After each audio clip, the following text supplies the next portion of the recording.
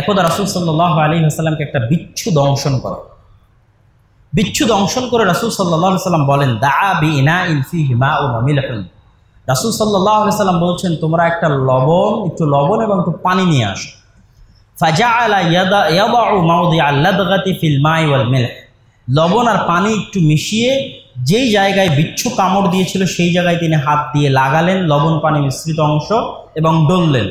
ওয়া ইয়াকরাউ কুল হুয়াল্লাহু আহাদ ওয়াল মুআউযিদাতাইন, এবং পাশাপাশি কুল হুয়াল্লাহু আহাদ, কুল আউযু বিরাব্বিন নাস, কুল আউযু বিরাব্বিল ফালাক পড়ে ওই জায়গায় ফু দিলেন। তাহলে একই সাথে দুইটা আরোগ্যের পদ্ধতি রাসূল সাল্লাল্লাহু আলাইহি ওয়াসাল্লাম অবলম্বন করছেন। একটা সরাসরি চিকিৎসা, সেটা কি? বিচ্ছুতে কামড় দিয়েছে, লবণ দিয়ে সেই জায়গায় তিনি ঘষতেছেন লবণ পানি দিয়ে। আর একটা কি? কুল হুয়াল্লাহু আহাদ, কুল আউযু বিরাব্বিন নাস, কুল আউযু বিরাব্বিল ফালাক করে ফু দিচ্ছেন।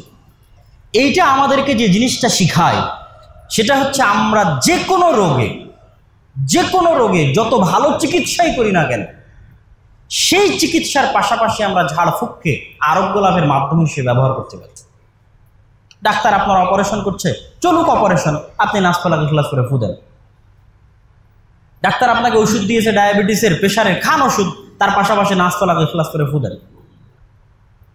তথা যে কোনো আরোগ্য যেটাতে আপনি সরাসরি চিকিৎসা পদ্ধতি অবলম্বন করছেন করেন, কিন্তু তার পাশাপাশি রাসূল সাল্লাল্লাহু আলাইহি ওয়াসাল্লামকে বিচ্ছু কামড় দিল, রাসূল সাল্লাল্লাহু আলাইহি ওয়াসাল্লাম তো লবণ লাগালেনই, তার পাশাপাশি তিনি সূরা ইখলাস এবং নাস ফালাক করে সেই জায়গায় ফু দিচ্ছেন। এটা আমাদের জন্য শিক্ষা যে আমরা যেন একসাথে দুইটা পদ্ধতি অবলম্বন করি। কেন? ওই যে লা শিফা ইল্লা শিফাউ, খালি কি ওষুধ খেলেই আপনি সুস্থ হবেন এর গ্যারান্টি তো পৃথিবীতে কেউ দিতে পারবে না। আসল শিফা দানকারী কে?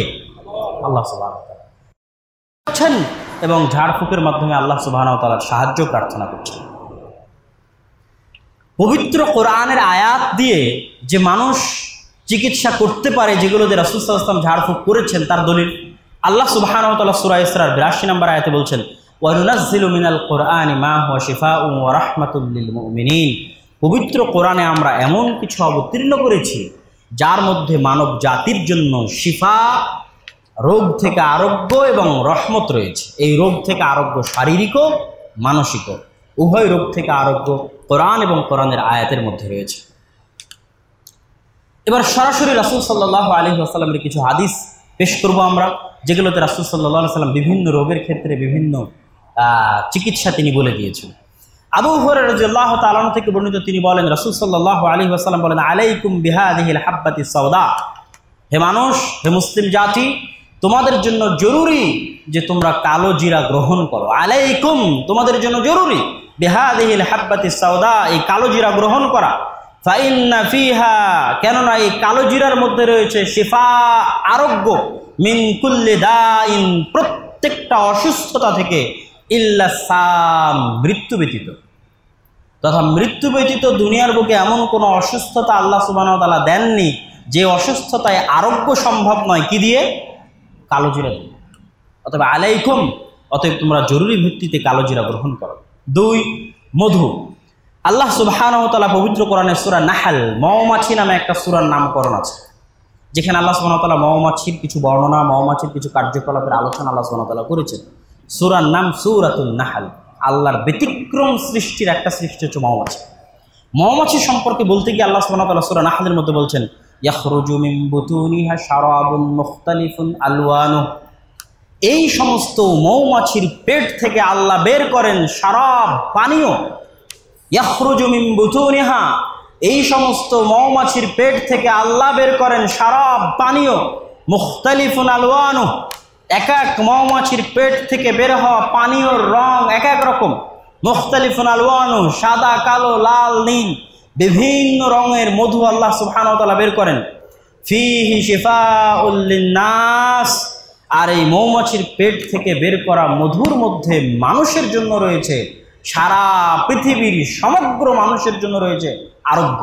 শিফাউল লিন্নাস, মানব জাতির জন্য আরোগ্য, শুধু মুসলমানদের জন্য এই কথা আল্লাহ সুবহানাহু ওয়া তাআলা বলেননি।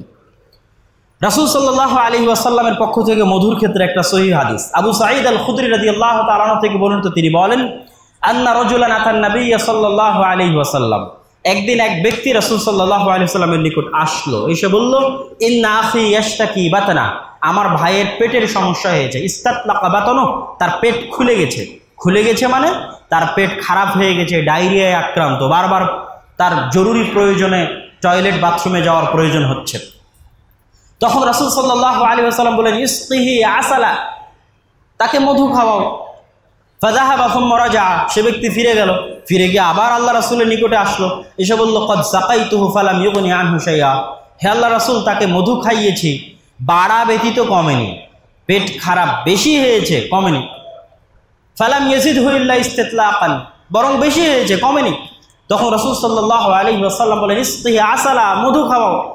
আবার ফিরে গেল, আবার ফিরে গিয়ে মধু খাইয়েছে, আবার আল্লাহ রাসূলের নিকটে আসলো, এসে আবার একই কথা, হে আল্লাহ রাসূল, লাম ইয়াজিদ আনহু ইল্লা ইসতিতলাকা, বেড়েছে বই, কমেনি, পেট আরো বেশি খারাপ হয়েছে, কমেনি। তো রাবি বলছে এই ঘটনা 3 বার অথবা 4 বার ঘটলো, তথা এই ব্যক্তি 3 বার ফেরত গেল এবং 3 বার আল্লাহ রাসূলকে এসে বলল যে আল্লাহ রাসূল, মধু খাওয়ানোর পর আরো বেড়েছে, কমেনি। তখন 4th বারের বেলা অথবা 5ম বারের বেলা রাসূল সাল্লাল্লাহু আলাইহি ওয়াসাল্লাম বলছেন, সাদাকাল্লাহ ওয়া কাযাবা বাতনু আখিক, আল্লাহ সুবহানাহু ওয়া তাআলা মিথ্যা বলেন না। আল্লাহ সুবহানাহু ওয়া তাআলা পবিত্র কোরআনে বলছেন, শিফাউল লিন্নাস, মানব জাতির জন্য আরোগ্য আছে মধুর মধ্যে, আর তুমি বলছো তোমার ভাই মধু খেলে পেট খারাপ আরো বেশি হচ্ছে। সাদাকাল্লাহ, আল্লাহ সত্যবাদী, আল্লাহ সত্য বলেছেন। কাযাবা বাতনু আখিক, তোমার ভাইয়ের পেট মিথ্যা বলছে, তুমি যাও আবারও মধু খাও। এবং শেষবারের বেলা সে ফিরে এসে রাসূল সাল্লাল্লাহু আলাইহি ওয়াসাল্লামকে বললেন, হ্যাঁ, আমার ভাই আরোগ্য লাভ করেছে।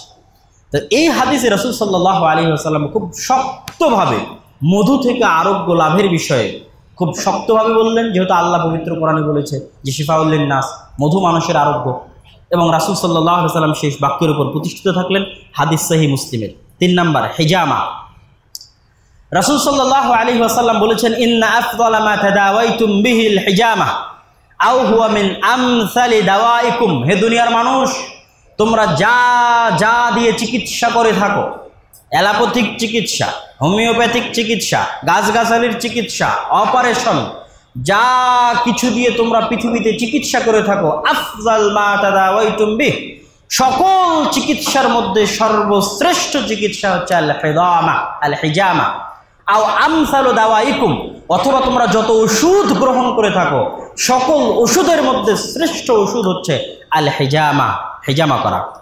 রাসূল সাল্লাল্লাহু আলাইহি ওয়াসাল্লামের হাদিস, রাসূল সাল্লাল্লাহু আলাইহি ওয়াসাল্লামকে যখন বিষ দেওয়া হয়েছিল, সেই বিষের প্রভাব থেকে বাঁচতে স্বয়ং রাসূল সাল্লাল্লাহু আলাইহি ওয়াসাল্লাম হিজামা করেছিলেন।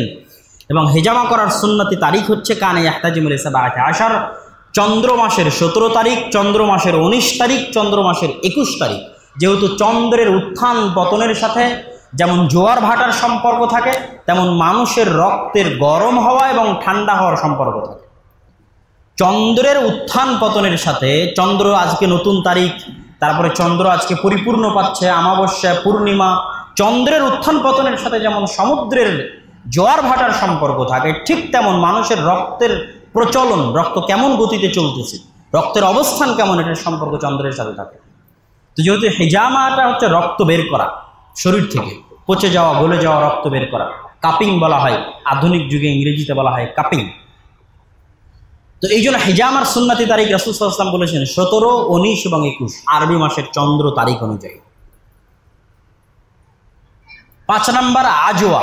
রাসূল সাল্লাল্লাহু আলাইহি ওয়াসাল্লাম বলছেন, মান তাসাব্বাহা বিসাবঈ তামারাতিন মিন আজওয়া, যে ব্যক্তি সকাল করবে 7টা আজওয়া খেজুর খাওয়ার মাধ্যমে, যে ব্যক্তি সকালে 7টি আজওয়া খেজুর খাবে, লাম ইয়াদুররুহু যালিকাল ইয়াউম, ওই দিন, যেই দিনে সে 7টা আজওয়া খেজুর সকালে খাচ্ছে, ওই দিন সারা দিন তাকে কোনো বিষ এবং কোনো জাদু কোনো ক্ষতি করতে পারবে না। সারা পৃথিবীর কোনো বিষ এবং সারা পৃথিবীর কোনো জাদুকরের কোনো শক্তি তাকে সারাদিন ক্ষতি করতে পারবে না যদি সকালবেলা 7টা আজওয়া খেজুর খায়। বিনতে উমাইস রাদিয়াল্লাহু তাআলা আনহা থেকে বর্ণিত, তিনি বলেন, এটা 6 নাম্বার, ফালাউ কানা ফি শাইইন শিফাউ মিনাল মাউত লাকানা ফিস সানা, পৃথিবীতে যদি মৃত্যু থেকে আরোগ্য লাভের কোনো মাধ্যম থাকতো তাহলে সেটা সোনা পাতা।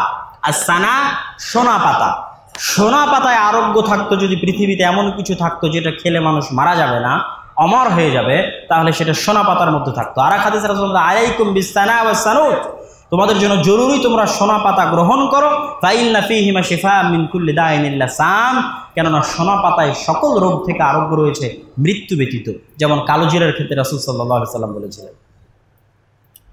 7 নাম্বার আগর গাছ। উম্মে কায়েস বিনতে মিহসান রাদিয়াল্লাহু তাআলা আনহা থেকে বর্ণিত, তিনি বলেন রাসূল সাল্লাল্লাহু আলাইহি ওয়াসাল্লাম বলেছেন, আলাইকুন্না বিহাদাল উদ আল হিন্দি, উদ আল হিন্দি বা আগর গাছ তোমাদের জন্য গ্রহণ করা জরুরি।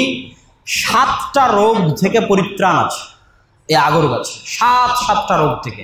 তার মধ্যে 2টা রোগের কথা আল্লাহ রাসূল নিজে বলে দিয়েছেন। এক, ফুসফুস জনিত যে কোনো রোগ, শ্বাসকষ্টের প্রশ্বাস হতে পারে, নিঃশ্বাসের সমস্যা হতে পারে, করোনা ভাইরাসও হতে পারে, ফুসফুস জনিত যে কোনো রোগ এবং গলার প্রদাহ জনিত যে কোনো রোগ থেকে আরোগ্য রয়েছে এই গাছে। আরও 5টা কি সেটা রাসূল সাল্লাল্লাহু আলাইহি ওয়াসাল্লাম বলেননি। যায়েদ ইবনে আরকাম রাদিয়াল্লাহু তাআলা আনহু থেকে বর্ণিত, তিনি বলেন রাসূল সাল্লাল্লাহু আলাইহি ওয়াসাল্লাম বলেছেন, তাদাউ মিন যাতিল জামবি বিল কুসতাল বাহরি, তোমরা কুস্ত আল বাহরি, এই কুস্ত আল বাহরিটা কি, এটার সরাসরি আরবি থেকে বাংলা খুঁজে বের করা অনেক সময় কষ্ট হয়। তো কেউ বলেছে কেও গাছ, কোথ গাছ, খয়ের গাছ, চন্দন গাছ, কস্টাস, ইংরেজি নাম হচ্ছে কস্টাস, COSTUS। তো আল কুস্ত আল বাহরি এবং জাইতুন তথা জাইতুন এবং কুস্ত আল বাহরি তোমরা গ্রহণ করো, এটার মধ্যে আরোগ্য রয়েছে। জ্বরের ক্ষেত্রে রাসূল সাল্লাল্লাহু আলাইহি ওয়াসাল্লাম বলেছেন, ইন্নাল হুম্মা ফাওরুম মিন ফাওরি জাহান্নাম, জ্বর হচ্ছে জাহান্নামের তাপগুলোর একটা তাপ, জাহান্নামের গরমের অংশ হচ্ছে জ্বর। ফাতফিউহা আনকুম বিমা, অতএব তোমরা জাহান্নামের আগুনকে নিভাও পানি দিয়ে। তথা জ্বরে মাথায় পানি দেওয়ার যে প্রচলন আমাদের সমাজে আছে, সেটা রাসূল সাল্লাল্লাহু আলাইহি ওয়াসাল্লামের হাদিস দ্বারাও প্রমাণিত। রাসূল সাল্লাল্লাহু আলাইহি ওয়াসাল্লাম 8 নাম্বার তালবিনা। আয়েশা রাদিয়াল্লাহু তাআলা আনহা বলছেন, তালবিনা মুজিম্মাতুন লিফুআদিল মারিদ তুযহিবু বা'দাল হুজন। এটা একটা ব্যতিক্রম যে মানসিক হতাশা, মানসিক দুশ্চিন্তা, অন্তরের প্রশান্তি কোনো খাবার গ্রহণের মাধ্যমে সম্ভব, আল্লাহু আ'লাম। কিন্তু হাদিস আয়েশা রাদিয়াল্লাহু তাআলা আনহা বলছেন যে সম্ভব, যে তোমাদের মনের দুশ্চিন্তা দূর করা সম্ভব, তোমাদের অন্তরে প্রশান্তি আনা সম্ভব তালবিনার মাধ্যমে। তোমরা তালবিনা খাও, লিফুআদিল মারিজ, যে কোনো মানসিক রোগীর অন্তরে প্রশান্তি দিবে, ওয়া তুযহিবু বা'দাল হুজন, এবং যে দুশ্চিন্তাগ্রস্ত আছে তার দুশ্চিন্তা দূর করবে। তালবিনা কি? বার্লি বা জব, বার্লি বা জবের সাথে দুধ বা মধু মিশিয়ে যে খাবার তৈরি করা হয় সেটা কি বলা হয়? তালবিনা। রুগ্ন ব্যক্তির হৃদয়ে প্রশান্তি এবং মানুষের শোক ও দুশ্চিন্তা কমায়। রাসূল সাল্লাল্লাহু আলাইহি ওয়াসাল্লামের পক্ষ থেকে আরেকটা হাদিস, সেটা হচ্ছে কোথাও কেটে গেলে সেখানে রক্ত বন্ধ করার উপায়। ফাতেমা রাদিয়াল্লাহু তাআলা আনহা যখন রাসূল সাল্লাল্লাহু আলাইহি ওয়াসাল্লাম উহুদের যুদ্ধে আহত হলেন, তখন রাসূল সাল্লাল্লাহু আলাইহি ওয়াসাল্লামের রক্ত প্রবাহিত জায়গাগুলো থেকে রক্ত প্রবাহ বন্ধ করার জন্য তিনি একটা চাদর বা মাদুর আগুনে পুড়ালেন এবং সেটার ছাই ওই জায়গায় লাগালেন, যার ফলশ্রুতিতে রাসূল সাল্লাল্লাহু আলাইহি ওয়াসাল্লামের রক্ত প্রবাহ বন্ধ হয়ে গেল। এটা সহিহ হাদিস। ইবনু মাজাহ একটা হাদিস আছে, নবী সাল্লাল্লাহু আলাইহি ওয়াসাল্লাম, রাসূল সাল্লাল্লাহু আলাইহি ওয়াসাল্লাম বলেছেন, কানা ইযা সুদিআ, যখন তোমাদের কারো মাথা ব্যথা হয়, গাল্লাফা রাসাহু বিল হিন্না, সে যেন মেহেদি পাতা বেটে সেই মেহেদি পাতা মাথায় লাগায়, মেহেদি পাতার মাধ্যমে সে তার মাথা ব্যথা থেকে আরোগ্য লাভ করতে পারে। হাদিস সহিহ। রাসূল সাল্লাল্লাহু আলাইহি ওয়াসাল্লাম মেহেদি পাতা ব্যবহারের মাধ্যমে মাথা ব্যথা থেকে আরোগ্য লাভের জন্য বলেছেন। রুতাব খেজুর এবং শশা। আব্দুল্লাহ বিন জাফর রাদিয়াল্লাহু তাআলা থেকে বর্ণিত, তিনি বলেন, রাআইতু রাসূলুল্লাহ সাল্লাল্লাহু আলাইহি ওয়াসাল্লাম, আমি রাসূল সাল্লাল্লাহু আলাইহি ওয়াসাল্লামকে দেখেছি তিনি ইয়াকুলুর রতাবা বিল কিসা, তিনি রতাব খেজুর, রতাব খেজুর মানে হচ্ছে কাঁচা খেজুর। কাঁচা খেজুর আমাদের দেশে পাওয়া কঠিন, তবে ইদানিং অনেক কাঁচা খেজুর আমাদের দেশেও বাহির থেকে আনা হচ্ছে। খেজুর সৌদি আরবের প্রচণ্ড প্রখর গরমে এবং তাপে পাকে, প্রচুর রোদ ছাড়া খেজুর পাকা সম্ভব নয়। ওই পাকার আগে কাঁচা খেজুর পাওয়া যায় এবং প্রচুর পরিমাণে আরবের মানুষজন কাঁচা খেজুর খায়।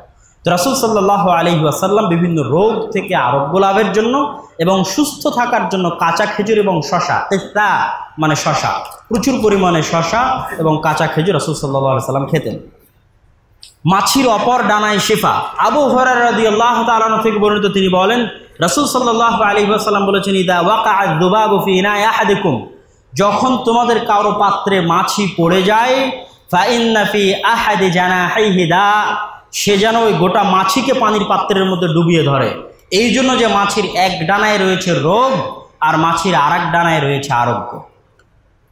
এই হাদিসের ওপর সৌদি আরবের একটি বিশ্ববিদ্যালয়ের একদল গবেষক সরাসরি পরীক্ষা চালিয়েছে, সরাসরি হাদিসের ওপর, এবং তাদের গবেষণাপত্রের নামই হচ্ছে রাসূল সাল্লাল্লাহু আলাইহি ওয়াসাল্লামের এই হাদিসের নাম, যে মাছির এক ডানায় শিফা, এটা গবেষণাপত্রের নাম। হাদিস আবু হুরায়রা রাদিয়াল্লাহু তাআলা আনহু। তারা অনেকভাবে মাছি পাত্রে পড়ার পরে সেখানে কি পরিমাণে জীবাণু থাকে, সেখানে কি পরিমাণে বিষাক্ত পদার্থ থাকে, তারপরে পুরো মাছিকে সেই পানির মধ্যে ডুবিয়ে ধরে উঠানোর পরে সেই পানিতে কি মাত্রায় জীবাণু কমে যাচ্ছে, কি মাত্রায় বিষাক্ত পদার্থ কমে যাচ্ছে, তার সরাসরি এক্সপেরিমেন্ট চালিয়ে তারা পরীক্ষা করেছে যে সাদাকান নবিয়ুল আমিন আস-সাদিকাল আমিন, যে সত্যবাদী আমানতদার মরুভূমির নবী মুহাম্মদ সাল্লাল্লাহু আলাইহি ওয়াসাল্লাম 1400 বছর আগে সত্য বলেছেন যে মাছির এক ডানায় রোগ রয়েছে। যদি মাছি কারো খাদ্যদ্রব্য এবং কারো পাত্রে কারো পানি হতে পড়ে যায়, সেজন্য মাছিকে আরো মজবুতভাবে খাদ্যদ্রব্যের মধ্যে ডুবিয়ে ধরে, কেননা মাছির আরেক ডানায় আরোগ্য রয়েছে।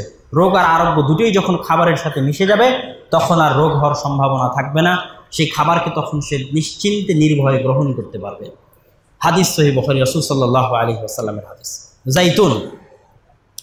ওমর ইবনুল খাত্তাব রাদিয়াল্লাহু তাআলা আনহু থেকে বর্ণিত, তিনি বলেন রাসূল সাল্লাল্লাহু আলাইহি ওয়াসাল্লাম বলেছেন, কুলুজ জাইতা, তোমরা জাইতুন খাও, ওয়াদাহিনু বিহি, এবং জাইতুনের তেল গ্রহণ করো, ফাইন্নাহু মিন শাজারাতিন মুবারাকাহ, কেননা পৃথিবীতে যে বরকতময় গাছগুলো রয়েছে, বরকতময় গাছগুলোর মধ্যে একটা ব্যতিক্রম বরকতময় গাছ হচ্ছে জাইতুনের গাছ।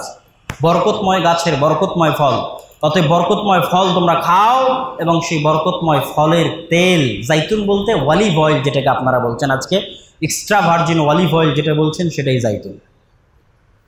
অ্যাপেল সিডার ভিনেগার যেটাকে বলা হচ্ছে। জাবির ইবনে আব্দুল্লাহ রাদিয়াল্লাহু তাআলা আনহু থেকে বর্ণিত, তিনি বলেন আখাযা রাসূলুল্লাহ সাল্লাল্লাহু আলাইহি ওয়াসাল্লাম বিয়াদি যাতা ইয়াউমিন ইলা মানজিলিহি ফাআখরাজা ইলাইহি ফিলাকাম মিন খুবজিন। একদা রাসূল সাল্লাল্লাহু আলাইহি ওয়াসাল্লামকে খাবারের জন্য রুটি দেওয়া হলো। তো সাল্লাল্লাহু আলাইহি ওয়াসাল্লাম জিজ্ঞেস করলেন, মা মিন উদুমিন, রুটির সাথে খাওয়ার মতো কোনো তরকারি কি নেই? তখন উত্তরে বলা হচ্ছে যে কোনো তরকারি নেই, তবে খাল, সিরকা, আপেলের সিরকা আছে, যেটাকে আমরা আজকে অ্যাপেল সিডার ভিনেগার বলছি, খাল আছে, আরবিতে বলা হচ্ছে খাল। তখন রাসূল সাল্লাল্লাহু আলাইহি ওয়াসাল্লাম উত্তরে বলছেন যে ফাইন্নাল খাল্লা আফদালুল ইদাম, দুনিয়াতে যত তরকারি আছে তার মধ্যে সবচেয়ে ভালো দামি তরকারি তো সিরকা, আল খাল, অ্যাপেল সিডার ভিনেগার, ওটাই দাও, কোনো সমস্যা না, এটাই তো সবচেয়ে ভালো তরকারি। রাসূল সাল্লাল্লাহু আলাইহি ওয়াসাল্লামের পক্ষ থেকে যে সমস্ত হাদিস আমরা পেশ করলাম, তার মধ্যে আরও একটি আছে সুরমা ব্যবহার।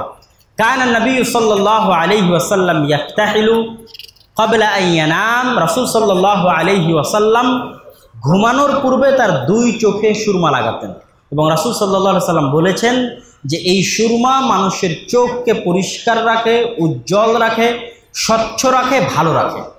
মানুষ যদি তার চোখের পাওয়ার ধরে রাখতে চায়, চোখকে সুস্থ রাখতে চায়, তাদের রাসূল সাল্লাল্লাহু আলাইহি ওয়াসাল্লামের এই সুন্নাতের মধ্যে তাদের চোখের সকল রোগের আরোগ্য রয়েছে, সেটা হচ্ছে সুরমা ব্যবহার করা। এগুলো সব ছিল রাসূল সাল্লাল্লাহু আলাইহি ওয়াসাল্লামের শারীরিক চিকিৎসা বিষয়ে। হাদিসের ভাণ্ডারে রাসূল সাল্লাল্লাহু আলাইহি ওয়াসাল্লাম যা বলেছেন তার কিছু অংশ, আরও অনেক হাদিস থাকতে পারে, আরও অনেক আয়াত থাকতে পারে, যেগুলো সবগুলো হয়তো আমাদের আজকের আলোচনার মধ্যে আসেনি। আর রুহানি বা মানসিক চিকিৎসার ক্ষেত্রেও আলাদা আলাদা হাদিস আছে, যে কি হলে কোন দোয়া বা কি পরে ঝাড়ফুঁক করতে হবে, সেটা আমরা আর এক বক্তব্যে, এবং কিভাবে ঝাড়ফুঁক করতে হবে আর এক আলোচনায় আমরা পেশ করব। তবে এখানে সেই আলোচনার একটা মুকাদ্দামা, একটা ভূমিকা বলে আজকের বক্তব্য শেষ করতে চাচ্ছি। সেই আলোচনার মুকাদ্দামা এবং ভূমিকা হচ্ছে, আমরা যারা জিন, শয়তান বা মানসিক বা রুহানি যে রোগগুলোতে আক্রান্ত বা জাদু যেটাই বলি না কেন, এগুলো থেকে মুক্তি পাওয়ার ক্ষেত্রে ইসলামের যে দোয়া, দরুদ, জিকির, আজকার দেওয়া আছে, এগুলোর সাথে মানুষের মানসিক সম্পর্কের অনেক গুরুত্ব আছে, মানসিক বিশ্বাসের অনেক গুরুত্ব আছে। আপনি যদি আপনার চোখের সামনে থাকা একটা পিঁপড়াকে পা দিয়ে পিষে হত্যা করতে পারেন, যে একটা পিঁপড়া আপনার চোখের সামনে আছে, আপনি পরীক্ষা করে দেখবেন যে পিঁপড়াটাকে আপনি হাত দিয়ে মেরে দিলেন, পা দিয়ে মেরে দিলেন, এই পিঁপড়াটাও আল্লাহর একটা সৃষ্টিজীব, কিন্তু আপনার শক্তি এত বেশি যে তাকে আপনি পা দিয়ে পিষে দিচ্ছেন। তো এই পিঁপড়াটা যেমন সৃষ্টিজীব, জিন শয়তান, কালো জাদু বা যারা বদনজর করবে, যারা জাদু করবে, এরা সব কার সৃষ্টিজীব? আল্লাহ সুবহানাহু ওয়া তাআলার সৃষ্টিজীব। এই পিঁপড়া আপনার কাছে যতখানি দুর্বল, তার চেয়ে হাজার গুণ, লাখো গুণ, কোটি গুণে তারা আল্লাহর কাছে দুর্বল। এটা আমি একটা এক্সাম্পল দিলাম।